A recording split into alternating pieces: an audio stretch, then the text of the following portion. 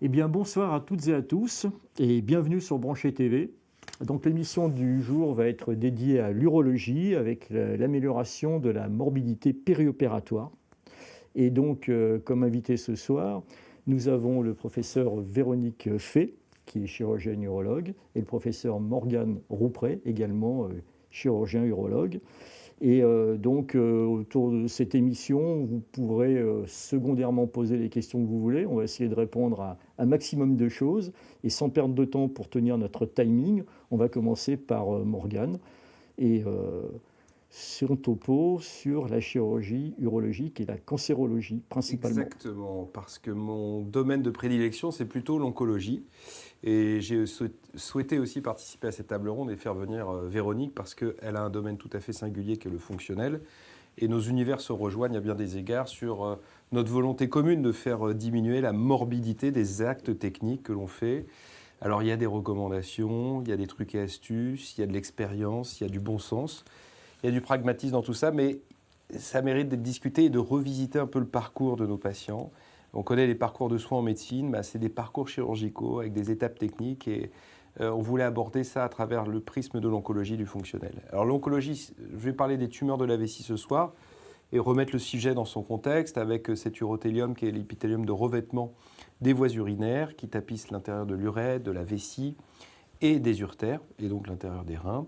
Et très souvent, la vessie est un organe de stockage, un organe de capacitation, et bien les carcinogènes métabolites sont stockés dans les urines au contact de la paroi de la vessie. Et donc il y a un phénomène d'initiation du processus de carcinogénèse qui se fait sur la paroi vésicale.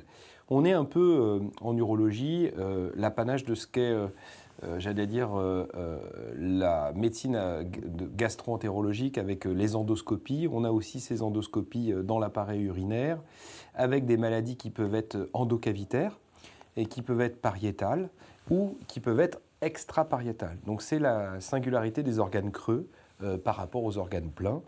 Et donc les gastro-entérologues vont faire des endoscopies digestives, retirer éventuellement des polypes, évaluer le degré d'invasion de ces polypes. C'est la même chose. On a des tumeurs polypoïdes dans la vessie dont le degré d'infiltration est mesuré. Les anglo-saxons aiment bien parler d'acronyme de Muscle Invasive Bladder Cancer, non-muscle, parce que c'est le pied de la tumeur qui touche le muscle, ce muscle très important pour ceux qui font du fonctionnel, qui est justement le détrusor. On parle parfois de vessie hyperactive, Véronique reviendra peut-être sur ces sujets, mais néanmoins, on voit que la qualité de vie des patients peut être impactée par l'exérèse carcinologique. Et donc ces tumeurs, elles peuvent être nombreuses, elles sont de tailles différentes, elles peuvent être de localisation différente. Et donc on peut avoir une tumeur de la face latérale, du dôme, on peut avoir une tumeur dans l'urtère. Donc la notion de multifocalité. Elles ne sont pas toutes très agressives. Il y en a qui s'apparentent quasiment à des processus dermatologiques, comme quand on va chez son dermatologue parce qu'on a des verrues plantaires, et ben on va faire des petites fulgurations, et aux États-Unis, ils aiment bien faire ça. En Europe, on a plus une tradition de résection, mais certaines d'entre elles nous menacent parce qu'elles peuvent s'infiltrer dans la paroi et donc disséminer à l'extérieur de la vessie. Alors on a un cas clinique pour rendre cette table ronde un peu vivante, d'un cas clinique assez typique d'un patient qui a 63 ans, qui est la moyenne d'âge d'atteinte de ces tumeurs de la vessie, et il fume. On reviendra peut-être sur ce point tout à l'heure, parce que je sais qu'en préparant cette table ronde, ça t'avait interpellé. 40 paquets années, il a une tension bien équilibrée, et puis il a eu du sang dans ses urines, et fort heureusement, Véronique peut en témoigner, c'est un signe d'alerte, et quand les patients saignent dans leurs urines, autant il y a des signes qui sont négligés par certains patients, autant le sang dans les urines, ils viennent à nos consultations. Et donc, on fait une échographie et on voit cette lésion bourgeonnante de 5 cm de la face latérale gauche de la vessie, sans répercussion sur les cavités piélo-calicielles. Donc, ce patient est vu par un anesthésiste, il va au bloc opératoire, il est endormi et on va faire une résection et le médecin anatomopathologiste nous confie le statut d'invasion de cette tumeur de la vessie, avec un bilan d'extension à distance qui est rassurant. On n'a pas d'éléments qui laissent à penser que la maladie se soit disséminée, et un état général qui est tout à fait satisfaisant. Il a une bonne clairance de la créatinine. Donc on se pose la question de discuter ce dossier en réunion de concertation pluridisciplinaire, parce que c'est là le lieu d'échange entre les radiothérapeutes, les oncologues, les médecins urologues, et les, j'allais dire, non-cliniciens de type les imageurs, les anatomopathologistes. Donc c'est très important.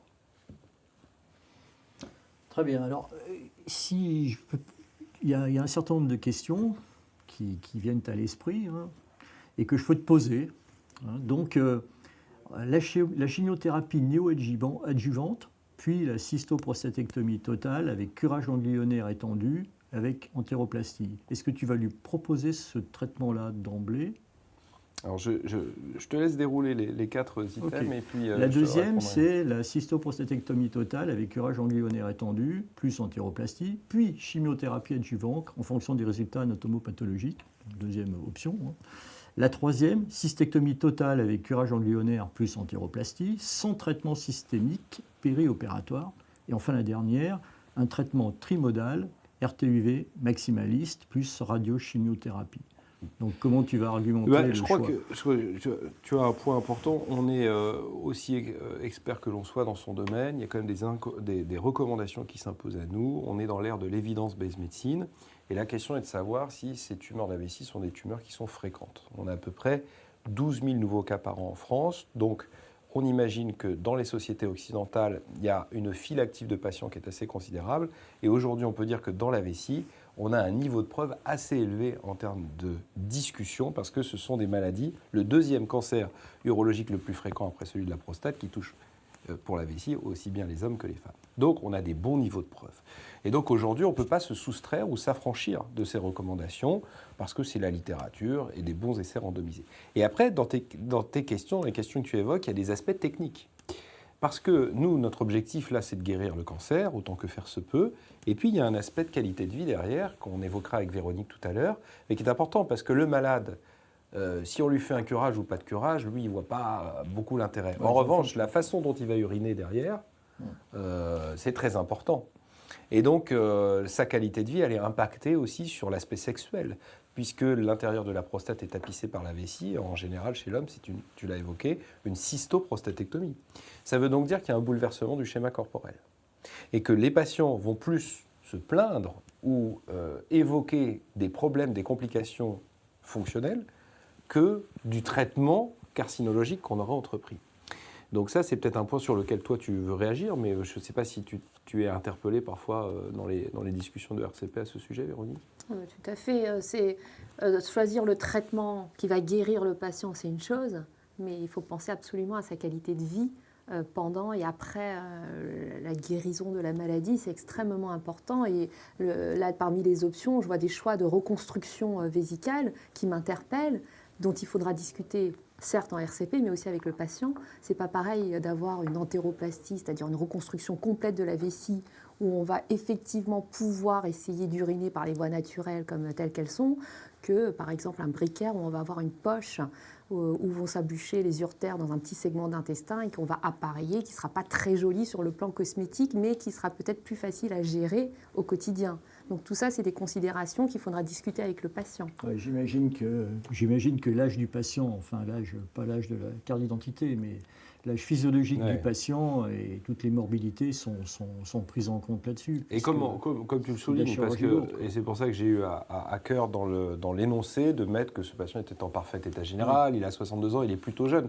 On n'aurait peut-être pas la même discussion pour un monsieur de 82 ans sur lequel on serait peut-être plus minimaliste à tout point de vue, de façon à ne pas le rendre incontinent, de ne pas l'altérer sa qualité de vie. L'objectif carcinologique n'est pas le même. Donc l'espérance de vie, les aspects techniques, l'expérience des équipes, parce qu'il y a des gens qui vont choisir tel ou tel type de dérivation par aussi facilité, parce qu'il y a parfois aussi une prouesse technique. Donc la file active est très importante. Et enfin, les aspects chimiothérapie. D'aucuns diront, si vous faites de la chimiothérapie avant la chirurgie, moi, ça va augmenter la morbidité opératoire, je vais disséquer différemment les tissus. Et je risque de perforer le patient, par exemple, ou je risque d'avoir une blessure du nerf au moment du curage ilio-obturateur. Ça, ce n'est pas toujours recevable parce que c'est des arguments assez subjectifs, un peu irrationnels et parfois de mauvaise foi. En tout cas, les recos aujourd'hui nous disent, pour un patient qui est fit, c'est-à-dire qui correspond au profil optimal, dont ce patient fait partie, de débuter par la chimiothérapie, ce qui nous permet, nous, de préparer le bloc opératoire. Parce que Véronique en est témoin, avec les périodes Covid, l'accès au bloc, des créneaux opératoires, des vacations de 4-5 heures de bloc, c'est difficile à trouver comme ça. Or, il y a un point dans les tumeurs de la vessie, c'est qu'il faut les prendre en charge assez rapidement. Donc de débuter une chimiothérapie, c'est quand même un traitement, ça fait un traitement systémique et ça nous permet de préparer le bloc opératoire derrière et probablement le parcours du patient. Si de but en blanc on fait une cystectomie sous réserve qu'on trouve un créneau, le patient risque d'avoir une morbidité qui est liée à l'intervention, qui n'est pas négligeable, on verra les complications, et ne pas être en situation de recevoir sa chimiothérapie derrière. Est-ce que le robot, dont on parle beaucoup en urologie, forcément, est aidant et améliore la qualité donc la facilité opératoire et la qualité de vie ultérieure du patient dans les Alors, traitements que tu as proposés? les voies d'abord mini-invasives, je vais l'évoquer, sont particulièrement mises en valeur par les équipes qui en font beaucoup. Ouais. Le problème de la vessie, je l'ai dit, c'est fréquent, mais pas si fréquent. Il y a 25 000 prostatectomies pour cancer de la prostate par an en France. Il y a 4 500 ou entre 4 500 et 6 000 cystectomies pour cancer. Après, on peut faire des cystectomies pour des patients qui ont des maladies neurologiques. Donc il y a des équipes qui ont davantage d'expérience que d'autres. Il y a à peine une quarantaine de chirurgiens qui font plus de 50 cystectomies par an en France. Donc là, on voit les limites. Et ce qui est important, c'est quand même aussi l'expérience, parce qu'il y a les recommandations et il y a les choix. Mais il y a un parcours obligé.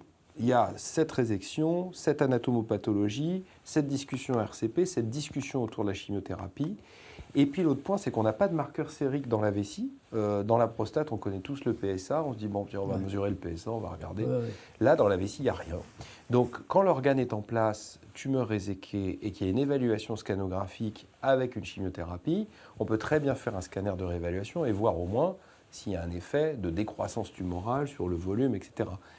Quand vous faites de la chimiothérapie après cystectomie, il n'y a rien au scanner, il n'y a plus d'organes, il n'y a plus rien. Donc, on n'arrive pas à mesurer l'effet réciste en fait, des traitements systémiques. Alors qu'est-ce que ce serait en fait, et l'objet de cette conversation, c'est à travers le prisme de la vessie de discuter de ce que serait qu'une cystectomie triple A sur les agences de notation qui notent notre pays sur les aspects économiques. Nous, on est sur l'aspect médical, pas médico-économique. C'est optimal sur le plan carcinologique, mais comme on l'a souligné en préambule avec Véronique, c'est aussi optimal sur le plan fonctionnel. Et je pense que ça, c'est un contrat un peu clé en main à poser et à discuter avec le patient en préambule. Et tu soulignais que toi, dans les dossiers médicaux, c'est important de tracer, de refléter cette conversation. Parce que fondamental. Voilà. Il faut être conforme aux recommandations. Et dans des parcours de soins qui peuvent générer de la morbidité, il y a des impondérables en médecine, on peut les accepter. Mais pour ne pas se retrouver dans la situation de faute et plutôt de l'aléa, il faut tracer ce parcours. Donc ça, c'est important. D'autre part, il y a la prise en charge. On a un certain nombre d'éléments qui laissent à penser que les tumeurs de la vessie, et c'est la raison pour laquelle le système anglais de santé, il y a quelques années, avait été réorganisé, parce qu'on s'était aperçu qu'il y avait des pertes de chance dans la prise en charge des patients, parce que dans le NHS, il y avait une file active de malades qui était considérable, sans hiérarchiser les priorités. Donc un monsieur qui avait un calcul pas douloureux de l'urtère pelvien, il était dans les mêmes délais d'attente qu'un monsieur qui a une tumeur de la vessie. Quand on prend en charge ces maladies-là, on doit accepter collégialement de prioriser les malades qui ont des tumeurs de la vessie.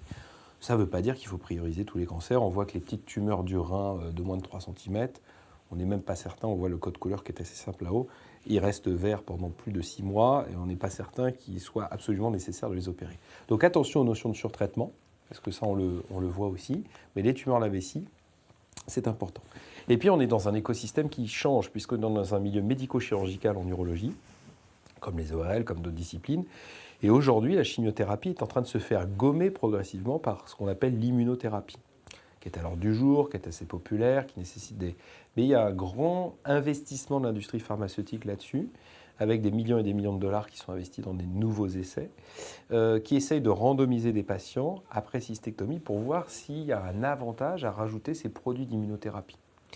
Alors ces produits d'immunothérapie, ils ont quand même un coût, mais ils obtiennent des AMM, donc ça incrémente le coût du parcours de santé. Et puis le malade qui avait la chimio, la cystectomie, on nous dit aujourd'hui, en post-opératoire, s'il exprime tel ou tel marqueur sur la tumeur, il doit en plus avoir une molécule qui a le remboursement en France qu'on appelle le nivolumab. Ça fait beaucoup, c'est pour ça que les situations sont différentes, deviennent de plus en plus éclectiques, et que même si on a la volonté de suivre les recommandations ont tendance à vouloir devenir très précises, très personnalisées. Or, la singularité de chaque malade fait qu'il n'arrive pas à rentrer obligatoirement dans tous les cadres. On a ici l'exemple d'un patient qui n'a pas de tumeur résiduelle, mais un curage positif, ou qui a de la tumeur résiduelle, mais pas de ganglion positif. il ne fait pas le marquage, est-ce qu'on lui fait l'immunothérapie? Donc ça devient complexe. Donc mon propos, c'est de dire, voilà, il y a de la chirurgie, une chirurgie qui est souvent complexe, qui génère des complications. Et on voit par exemple que la chirurgie de la hernie inguinale, il y a 17% de complications. 170 billions, et c'est donc des milliards de dollars, sont dépensés aux États-Unis pour la chirurgie. Et on voit qu'il y a 41 milliards qui sont générés sur le système de santé par les réadmissions des malades. Donc les Américains sont très friands du parcours ambulatoire, on rentre le matin, on sort l'après-midi. Mais enfin, c'est très bien d'opérer vite et que les patients sortent tôt, mais s'ils reviennent le lendemain et qu'ils sont en réa, ça a peu d'intérêt. Et donc ces complications, c'est un vrai sujet dont nous, on souhaite s'emparer en chirurgie. Et j'ai regardé la littérature avant de préparer cette table ronde. On voit que globalement, la cystectomie, RC pour radical cystectomie, c'est 35% de complications. Alors après, il faut les hiérarchiser. Si le gars, il a gardé sa sonde 5 jours de plus que ce qui était prévu, on va dire que c'est une complication mineure.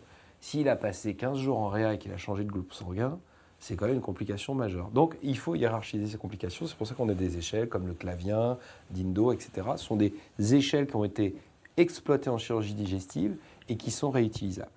Et donc, ce qui est important pour le patient n'est pas obligatoirement pour le chirurgien ni pour l'hôpital. Donc, les objectifs en termes de cours d'apprentissage ne sont pas obligatoirement les mêmes. Et donc, ce qu'il faut arriver, c'est arriver dans cette partie convergente où l'administration comprend l'intérêt d'avoir un plateau technique évolué pour rendre confortable, ergonomique et dans des conditions optimales le chirurgien, et le patient vient dans les bonnes indications. Ce n'est pas le patient qui choisit sa technique. Le patient qui dit « Ah ben, je viens parce que vous faites du laser, je viens parce que vous faites du robot », ce n'est pas à lui de décider comment il va être opéré. Moi, quand j'arrive à Roissy, je ne dis pas « je veux voler dans cet avion ». Donc, c'est quand même assez important. Pour nous, la morbidité, les complications au sens large, ça a un impact médico-économique non négligeable. Et c'est surtout une façon de refléter la qualité de l'acte chirurgical. Parce que les oncologues sont tout à fait capables de faire des essais randomisés entre un bras de chimiothérapie expérimentale versus un bras d'immunothérapie. Mais nous, autour de cette table, ce n'est pas parce qu'on est docteur qu'on ne peut pas être malade. Et je ne sais pas si on acceptera, à titre personnel, de se faire randomiser dans des essais de chirurgie. Rentrer dans des registres, certainement, mais se faire randomiser, pas de cystectomie versus cystectomie, quand on vous dit qu'il y a un standard, c'est quand même assez difficile. Donc je ne sais pas ce que vous en pensez, mais une des façons d'augmenter la qualité de la publication chirurgicale, et donc nos évaluations, probablement de faire des RMM, mais d'évaluer notre morbidité, notre impact de ce point de vue-là.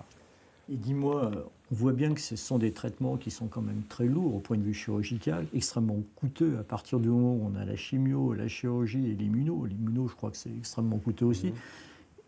Et puis des patients qui sont déjà un petit peu âgés et qui risquent d'avoir une évolution pas facile en fonction de ce qui est décidé.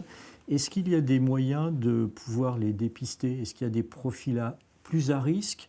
Et est-ce qu'en dehors du sang dans les urines, on a des moyens de dépister? Et certains profils, tu disais pour le tabac, moi je m'interrogeais aussi sur les autres toxiques qui sont utilisés et l'alcool. Alors, est-ce que tout ça il n'y a pas peut actuellement de définir un profil dépistage organisé ou de campagne de dépistage d'un cancer de la vessie pour deux raisons. On n'a pas de test qui soit sérique, je l'ai souligné tout à l'heure. Pour qu'une maladie soit dépistée, il faut qu'elle soit fréquente, qu'on dispose d'un test, que ce test ait une bonne valeur prédictive positive et surtout qu'on ait un traitement pour tous les patients.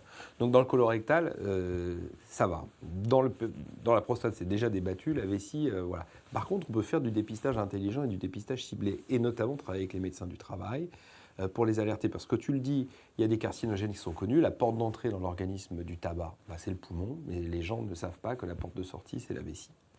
Donc il n'y a rien de pire que le tabac en termes de facteurs de risque évitables, bien démontrés dans la littérature. Et puis après, il y a des postes d'exposition. Le patient qui fait de la peinture, pas l'aquarelle sur l'île Saint-Louis le samedi, mais c'est l'exposition à la peinture industrielle dans des conditions de crépi, de choses comme ça. Les caoutchoucs, on a pendant des années beaucoup décrit de tumeurs de la vessie dans la région de Clermont-Ferrand, parce qu'il y a des fabriques de pneus là-bas, assez connues. Et puis les raffineries de pétrole, où il y a des trans... Mais bon, les postes de travail ont été adaptés. Ces études qui ont impacté considérablement la médecine du travail sont fondées sur des études cas témoins des années 70 ou 80, et ces études n'ont pas été refaites. Mais aujourd'hui, maladie professionnelle, tumeur de la vessie, oui, c'est reconnu. Donc du dépistage ciblé dans certaines populations pourrait être intéressant. Et il y a des marqueurs urinaires en cours de développement que l'Association française d'urologie évalue actuellement, dans le cadre d'un registre, qui pourraient nous permettre d'éviter de faire une cystoscopie à tous les malades. parce que d'aucuns comprendra que les gens ne font pas la queue pour avoir des cystoscopies. Mais la recherche simplement de sang dans les urines avec des bandelettes, ce qui est ni coûteux ni invasif, pour des populations peut-être un peu plus à risque que la moyenne, est-ce que ça aurait un intérêt en masse? Alors ça permettrait de filtrer, mais on a des micro-hématuries qui sont parfois relèvent de la maladie néphrologique, qui relèvent de l'effort sportif. Il y a beaucoup de faux positifs. Si tu fais une bandelette urinaire après un marathon à tous les gens qui arrivent, tu vas avoir des petites bandelettes positives dans, allez, on va dire un cas sur deux. Donc quand il y a une hyperfiltration glomérulaire, on aurait beaucoup de faux positifs. Ça permettrait de faire un premier filtre, mais ça ne suffirait pas probablement. Alors la question, on peut y retourner. Il y en a une autre là.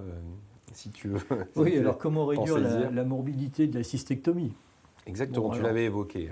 Oui, en s'engageant dans un programme de RAC pluridisciplinaire, en ne faisant pas de curage ganglionnaire ilio-obturateur bilatéral, en développant un programme de chirurgie robotique mini-invasive, en s'engageant dans un programme d'immunonutrition, en favorisant le traitement trimodal, RTUV, maximaliste, plus radiochimiothérapie. Alors ici, il n'y a pas de bonne ou mauvaise réponse, mais il y a un certain nombre d'options, de boutons sur lesquels on peut appuyer collégialement. Par exemple, la RAC, c'est la réhabilitation améliorée après chirurgie, ce qu'on appelle l'ERAS pour Enhanced Recovery After Surgery par les anglo-saxons. Et ça, c'est intéressant, parce que ça permet de dépoussiérer. Quand Véronique et moi, on travaille tous les deux à la Pitié, on faisait des préparations digestives pour toutes les cystectomies, en disant si on a besoin de récupérer un morceau de côlon, les gens ont une préparation digestive, donc on les hospitalisait 3-4 jours avant pour leur faire cette préparation qui d'une part est délétère sur la flore intestinale et le microbiote, qui d'autre part fait une nuit d'hospitalisation à 2 800 € la nuit pendant 4 jours de plus, parce que ce dont on ne parle pas, c'est les durées d'hospitalisation, et qui ne sert à rien. Donc aujourd'hui, on ne leur fait plus ça, ils rentrent le jour de leur intervention. Ils ont une sonde nasogastrique, on essaie de retirer le plus tôt possible s'il est malade en un péristatisme normal. On ne va pas parler de la population très spécifique des patients que Véronique prend en charge. Mais on est sur des gens qu'on leur donne un chewing-gum, on leur donne de l'eau rapidement. Donc plein de petits trucs qui font qu'on se force à sortir de notre zone de confort et de nos habitudes. Donc c'est simple la RAC en fait. Et puis on discute avec les médecins anesthésistes sur les protocoles pour éviter par exemple peut-être la morphine qui va être un très bel antalgique mais un très gros constipant. Donc voilà. Et l'aspect robot, ça n'a rien à voir avec la RAC, ça vient en plus. C'est la cerise sur le gâteau. On peut très bien opérer les gens sans faire de robot. Après, c'est un choix d'équipe. Il y a un leader dans une équipe, Véronique arrive quelque part, elle développe l'activité robotique et les chirurgiens, les plus jeunes, se forment. C'est un choix. Mais il ne peut pas y avoir dans une équipe aujourd'hui, je pense, un chirurgien qui dit « Ah non, moi je continue la cellio, ah non, moi je fais des xiphopubiennes et moi je fais du robot ». Ça ne marche pas. Donc en fait, de plus en plus, on a été élevé comme dans un sport individuel, comme si on faisait du tennis. Et en fait, on finit notre vie professionnelle à jouer comme si on était au football ou au rugby, dans un pacte, dans un collectif. Et c'est vrai qu'au début, ce n'est pas notre culture médicale de penser à plusieurs. Mais la réalité, elle est celle-là. Donc la RAC, oui, c'est un concept qui s'applique, mais bien au-delà du champ de l'urologie. Donc ceux qui nous observent peuvent très bien comprendre qu'en chirurgie digestive, c'est d'ailleurs plutôt eux les inventeurs de ça. Voilà. Mais il y a des items préopératoires, péropératoires et post-opératoires. Et puis surtout, on n'est pas obligé d'embrasser tous les items. On peut prendre quelque chose qui s'adapte au parcours de soins et au profil des patients qu'on reçoit. Et puis il y a les concepts d'immunonutrition. Ça, c'est intéressant. On dit que voilà, il n'y a pas que des médicaments très onéreux qui peuvent aider. C'est des patients qui ont parfois des profils un peu comme on voit en ORL, des profils nutritionnels parfois tabagiques ou alcoolo-tabagiques et qui vont pas bien répondre à l'agression que représente la chirurgie ou l'exérèse chirurgicale. Donc il y a une influence de ces mesures, et puis il y a une influence du volume opératoire. On a eu pendant des années des débats sur les seuils en obstétrique et les accouchements, etc. Il faut quand même se résoudre à l'idée qu'on ne fait bien que ce qu'on fait souvent. Et donc la réalité, c'est qu'aujourd'hui les plateaux techniques se renforcent, et que probablement les gens ont intérêt à se déplacer vers un plateau technique à l'habitude plutôt que de choisir une proximité où les volumes ne sont pas importants. Et je dis souvent à les patients, ils nous interpellent en disant « Ah oui, est-ce qu'il y a des complications ?» Je dis « Il y a des complications, on en a tous. » Par contre, quand vous montez dans un avion avec un pilote qui a des complications, la plupart du temps, il arrive à gérer le trou d'air, etc. Donc nous, on a l'habitude de voir des complications, parce qu'on a 5-10% de complications, mais on opère 300 patients par an. Donc on en a 30 qui se compliquent. Et on sait les gérer. Donc c'est ça la particularité des équipes entraînées, et je pense que c'est très important sur certaines chirurgies. Donc l'implication des équipes se fait à toutes les étapes, et surtout, si les équipes chirurgicales ou les équipes de bloc opératoire du plateau technique s'embarquent là-dedans, tout le reste du personnel va suivre. Les IA, les infirmières de salle, les infirmières du J0, etc. Tout le personnel est embarqué dans ce phénomène. Donc voilà, il y a plusieurs choses qui vont se superposer, la RAC, le robot, l'ambulatoire. Il ne faut pas tout confondre, mais à un moment, les chemins s'entremêlent et se croisent, et une RAC optimisée peut conduire à faire de l'ambulatoire à l'aide d'un robot. Donc c'est des critères de qualité qui vont se superposer les uns aux autres. Et le robot, on en parle beaucoup actuellement, mais c'est un vieux sujet en fait en chirurgie, et les urologues et les gynécologues s'en sont très vite emparés dès les années 2000. C'est de la télémanipulation avec un rapport maître à esclave. Il n'y a pas d'autonomie du robot, parce que souvent on dit robot, on pense à Star Wars. Et en urologie, il y a les lasers, il y a les robots, donc les gens sont très très contents. Et puis il y a une fascination du grand public. Ça, c'est quand même étonnant. C'est la première fois que les gens viennent dans nos bureaux nous demander de se faire opérer au robot. Et je leur dis, mais si vous regardez un gars qui gagne en Formule 1, il a une bonne bagnole ou c'est un bon pilote ? Je dis un peu les deux quand même. On sait très bien qu'un bon pilote qui est dans une petite voiture électrique, il ne gagnera pas. Mais donc il faut qu'il ait une bonne bagnole et que ce soit un bon pilote. Donc ça, c'est des exemples de chirurgie aujourd'hui. Ça fascine les gens, ça leur permet de revisiter. Mais grâce à la robotique, qui est simplement une voie d'abord, un moyen d'aller d'un point A à un point B, eh bien, il y a beaucoup de chirurgiens de la chirurgie ouverte qui ont revisité leur anatomie et qui se sont améliorés aussi. Donc en tirant le système vers le haut, c'est tout le système qui gagne davantage. Télémanipulation, moins la promiscuité avec les mains dans les malades, et effectivement une ergonomie pour la reproductibilité du geste pour les chirurgiens. Donc ça, c'est important, parce que le malade qui est opéré en 3e dans la journée, il n'a pas envie d'avoir un gars qui est comme ça, tendu, avec des bas à varices, avec son 14e café. Donc voilà, quand vous savez que votre chirurgien il est reposé, qu'il va opérer dans de bonnes conditions, c'est intéressant. Aujourd'hui, il y a vraiment un développement de la chirurgie robotique en France, mais pas seulement, dans le monde, on va dire, occidental. La France est actuellement le 4e pays le mieux équipé après le Japon, les États-Unis et puis l'Allemagne. Et il y a à peu près 210 robots intuitifs. Alors c'est le fabricant historique. Il y a d'autres fabricants qui arrivent. Mais ça ne fait pas beaucoup par rapport au nombre d'interventions que tu as annoncé au départ. Parce on que estime qu'un robot qui tourne bien, c'est 350 à 400 interventions. Donc finalement... Par quelle période ? Pardon ? Sur un an. Sur un an, ouais. 350 par an, mais tu as dit qu'il y en avait combien de prostatectomie ? Oui, enfin... 25 000. Ah non, ouais. Elles ne sont pas toutes faites au robot, non ? Oui, mais on n'a pas dit ici ce soir qu'il fallait qu'elles soient faites au robot. On a dit qu'il fallait opérer avec l'outil qu'on avait l'habitude d'utiliser. Ça fait quel pourcentage au robot ? Alors, si tu vas à région parisienne, PACA, en fait, c'est les régions qui sont dotées. Voilà. Là, il y a beaucoup de robots. Tu vois, à la PHP, on a 95 ou 97% des prostatectomies sont faites au robot. Après, quand tu vas dans des régions sous-dotées, il y a moins de 50% de prostatectomies qui sont faites au robot. Donc... voilà, mais une fois de plus, s'il y a un choix d'une équipe, une orientation, il ne faut pas que dans l'équipe, il y a un mec dans le bureau A qui fasse de la cellio, un gars dans le bureau B qui fasse de la chirurgie ouverte et un gars dans le bureau C. Et in fine, on a bien quand même pu, avec tout ce qui a été fait, on a bien une vision globale, a posteriori, de qu'est-ce qui marche le mieux. Oui, alors ce qui marche le mieux, en tout cas sur les aspects, et c'est ce qui nous réunit ce soir, morbidité, en tout cas ça on a des arguments, peut-être pas carcinologiques, arguments, confort de vie, reprise de l'activité, alors pas toujours professionnel, parce qu'à 70 ans, à moyenne âge de nos malades, ils ne sont pas toujours très actifs, mais ce que je veux dire par là, c'est que l'utilisation des antalgiques, durée d'hospitalisation, moi j'ai connu une période où j'étais externe, où les gens avaient une autotransfusion, passaient 3 semaines à l'hôpital. Là, on a poussé jusqu'à l'ambulatoire le curseur, je ne pense pas que ce soit très raisonnable, mais 48 heures d'hospitalisation, on les prévient à l'avance, ils sortent avec une sonde et les gens vont plutôt bien.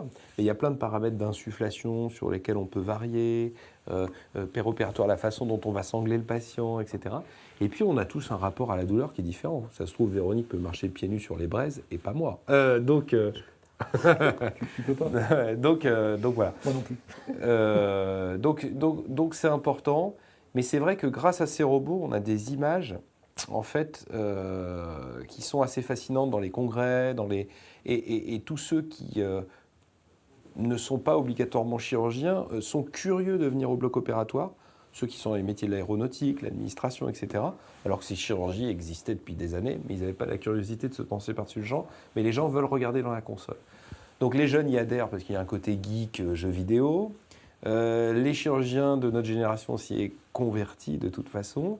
Et les plus anciens chirurgiens qui ne souhaitaient pas y passer, qui ont vu dans leurs équipes les gens migrer vers le robot, ont laissé faire en disant je confine mes malades. Et nous, on a vu cette transition s'opérer à la Pitié, à Tenon, etc. Et c'est quand même assez important.